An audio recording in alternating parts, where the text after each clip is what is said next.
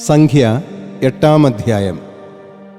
കർത്താവ് മോശയോട് ഇപ്രകാരം വചിച്ചു: അഹറോനോട് നിർദ്ദേശിക്കുക, നീ തിരുനാളങ്ങൾ ഉയർത്തുമ്പോൾ വിളക്കുകാലിന് മുമ്പിൽ പ്രകാശം പരക്കത്തക്ക വിധമായിരിക്കണം 7 തിരുനാളങ്ങളും. അഹറോൻ അപ്രകാരം ചെയ്തു.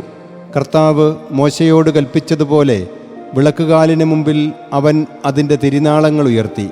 വിളക്കുകാലിൻ്റെ നിർമ്മിതി ഇപ്രകാരമായിരുന്നു: അതിൻ്റെ ചുവടും പുഷ്പവും ഉൾപ്പെടെ അടിച്ചുപണിയായിരുന്നു.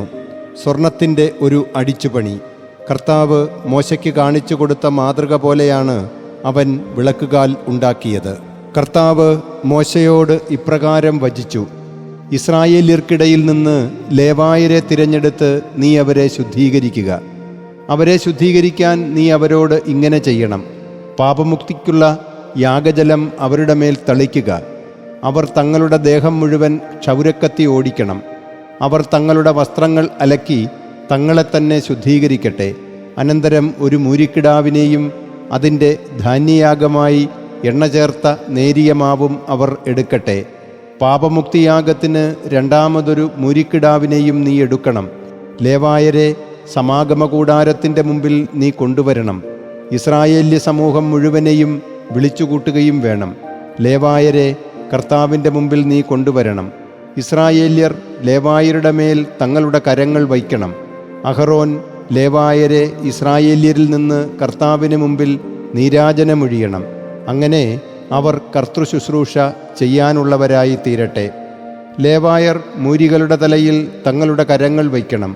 ലേവായരെ പ്രതി പരിഹാരത്തിനായി ഒന്നിനെ പാപമുക്തിയാഗമായും മറ്റേതിനെ ഹോമയാഗമായും കർത്താവിന് അവൻ അർപ്പിക്കണം. ലേവായരെ അഹറോൻ്റെ മുമ്പിലും അവൻ്റെ പുത്രന്മാരുടെ മുമ്പിലും നിർത്തി കർത്താവിനു നീ അവരെ നീരാജനമൊഴിയണം. ഇപ്രകാരം ഇസ്രായേല്യരുടെ ഇടയിൽ നിന്ന് ലേവായരെ നീ വേർതിരിക്കണം. ലേവായർ എൻ്റേതായിരിക്കും. അതിനുശേഷം ലേവായർ സമാഗമകൂടാരത്തെ ശുശ്രൂഷിക്കാൻ പ്രവേശിക്കട്ടെ. അപ്പോൾ നീ അവരെ ശുദ്ധീകരിക്കുകയും നീരാജനമൊഴിയുകയും വേണം. എന്തെന്നാൽ ഇസ്രായേല്യർക്കിടയിൽ നിന്ന് അവർ എനിക്ക് സമ്മാനമായി വയ്ക്കപ്പെട്ടവരാണ്. എല്ലാ ഇസ്രായേല്യരിലും നിന്ന് ആദ്യജാതനായി ഗർഭപാത്രം തുറക്കുന്ന സകലർക്കും പകരം അവരെ ഞാൻ എനിക്കായി തിരഞ്ഞെടുത്തിരിക്കുന്നു. ഇസ്രായേല്യരിൽ മനുഷ്യനിലെയും മൃഗത്തിലെയും ഓരോ കടിഞ്ഞൂലും എനിക്കുള്ളതാണ്. ഈജിപ്ത് നാട്ടിലെ ഓരോ കടിഞ്ഞൂലിനെയും സംഹരിച്ച നാളിൽ ഞാൻ അവരെ എനിക്കായി മാറ്റിവെച്ചു. ഇസ്രായേല്യരിലെ ഓരോ കടിഞ്ഞൂലിനും പകരമാണ് ലേവായരെ ഞാൻ തിരഞ്ഞെടുത്തത്. സമാഗമകൂടാരത്തിൽ ഇസ്രായേല്യരുടെ ശുശ്രൂഷ നിർവഹിക്കാനും അവർക്കു വേണ്ടി പരിഹാരമനുഷ്ഠിക്കാനും ഇസ്രായേല്യർ വിശുദ്ധസ്ഥലത്തെ സമീപിക്കുക വഴി അവരുടെ ഇടയിൽ മഹാമാരി ഉണ്ടാകാതിരിക്കാനുമായി ഇസ്രായേല്യരുടെ ഇടയിൽ നിന്ന് ലേവ്യരെ അഹറോനും അവൻ്റെ പുത്രന്മാർക്കും ഇഷ്ടദാനമായി ഞാൻ കൊടുത്തിരിക്കുന്നു. മോശയും അഹറോനും ഇസ്രായേൽ സമൂഹം മുഴുവനും ലേവായരോട് അപ്രകാരം ചെയ്തു. ലേവായരെ സംബന്ധിച്ച് കർത്താവ് മോശയോട് കൽപ്പിച്ചതെല്ലാം അനുസരിച്ചാണ് ഇസ്രായേല്യർ അവരോട് പ്രവർത്തിച്ചത്. ലേവായർ തങ്ങളെ തന്നെ പാപമുക്തരാക്കി തങ്ങളുടെ വസ്ത്രങ്ങൾ അലക്കി.